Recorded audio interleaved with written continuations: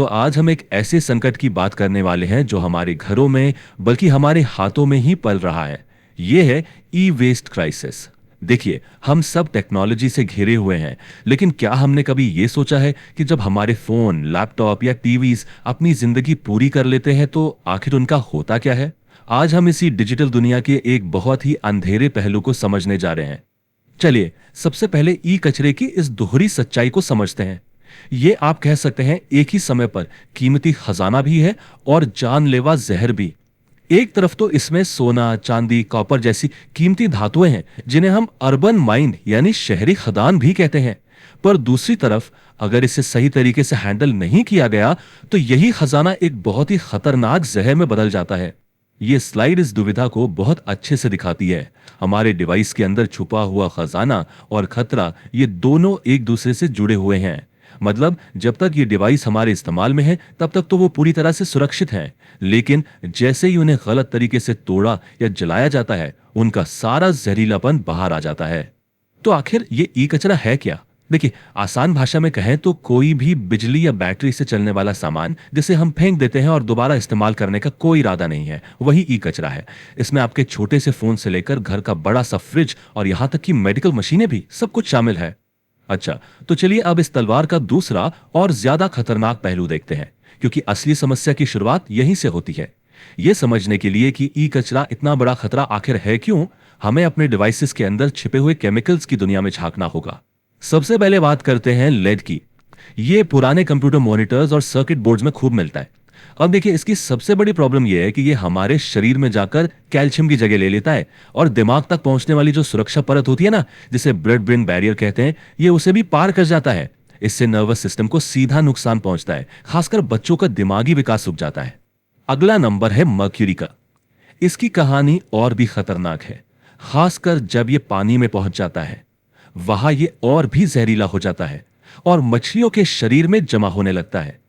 और फिर जब कोई उन मछलियों को खाता है तो यह जहर उसके शरीर में पहुंचकर नर्वस सिस्टम पर हमला करता है। इससे मिनामाता बीमारी जैसे लक्षण दिखते हैं, जैसे हाथ पैर का कांपना, याददाश्त कमजोर होना और यहां तक कि अजन्मे बच्चों को भी यह नुकसान पहुंचाता है। और फिर आता है कैडमियम। यह एक भारी धातु है जो सीधे हमारी किडनीज यानी गुर्दों पर हमला करता है और उन्हें धीरे धीरे खराब कर देता है। ये शरीर में जमा होता रहता है, जिससे हड्डियां भी बहुत कमजोर हो जाती हैं। इस बीमारी को इटाई इटाई रोग के नाम से भी जाना जाता है। और देखिए, खतरों की ये लिस्ट यहीं पे खत्म नहीं होती। इसमें बेरिलियम जैसे कैंसर पैदा करने वाले तत्व भी शामिल हैं। इसके अलावा प्लास्टिक को आग से बचाने के लिए जो ब्रोमिनेटेड फ्लेम रिटार्डेंट्स इस्तेमाल होते हैं, वो हमारे हार्मोन्स का पूरा संतुलन बिगाड़ देते हैं। और जब पीवीसी तारों को जलाया जाता है तो उनमें से डाइऑक्सिन्स निकलते हैं, जो दुनिया के सबसे जहरीले पदार्थों में से एक माने जाते हैं। तो सबसे जरूरी बात यह है कि ये सारे जहर आमतौर पर डिवाइसेस के अंदर बंद रहते हैं, सुरक्षित रहते हैं।